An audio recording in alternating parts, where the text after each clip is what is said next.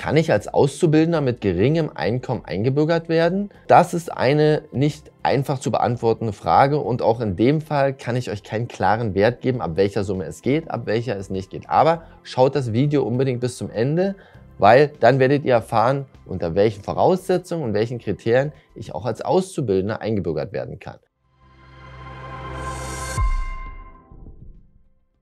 Grundsätzlich können Auszubildende mit geringem Einkommen eingebürgert werden. Das ist ein Fakt. Zweitens, grundsätzlich verdienen die allermeisten Auszubildenden in Deutschland relativ wenig Geld.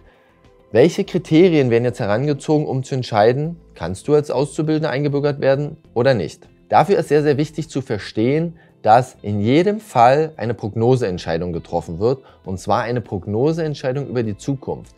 Die zuständige Behörde prüft im Prinzip, wirst du in den nächsten Jahrzehnten in Deutschland Geld verdienen und letztendlich von deinem eigenen Einkommen leben können, ohne auf staatliche Hilfen angewiesen zu sein.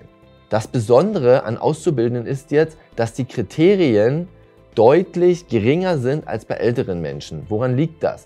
Bei einem Auszubildenden geht man in aller Regel davon aus, dass der in den nächsten 30, 40 Jahren zumindest die größte Zeit erwerbstätig sein wird und Geld verdienen wird. Es ist jetzt natürlich so, wenn du einen Schulabschluss hast, ich sag mal, du hast einen Hauptschulabschluss, den du gerade so geschafft hast und bist gerade im 3., 4. Monat deiner Ausbildung, dann ist diese Prognoseentscheidung natürlich sehr, sehr schwer. Es ist sehr, sehr schwer zu kalkulieren, wirst du deine Ausbildung schaffen, wirst du später einen Job finden, ja, und wirst du dauerhaft Einkommen erzielen, ja, und davon am Ende auch leben können. Was bedeutet das? Je besser deine, ich nenne es mal deine Erwerbsbiografie ist, wenn man sich quasi dein Leben rückwirkend anschaut, je mehr Argumente man hat, dass du dauerhaft für deinen eigenen Lebensunterhalt aufkommen wirst, desto eher kannst du eingebürgert werden.